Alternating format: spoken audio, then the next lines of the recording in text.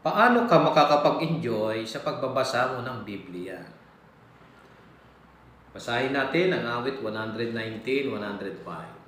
Ganito ang sabi. Ang salita mo ay lampara sa aking paa at liwanag sa aking landas. Ganda, no? Isipin mo na naglalakad ka sa isang madilim na lugar at gamit mo ang flashlight at nakarating ka ng maayos doon sa iyong patutunguhan. Na-enjoy mo ang lugar kasi may dala kang flashlight. Sa katulad na paraan, ang Bible ay parang flashlight.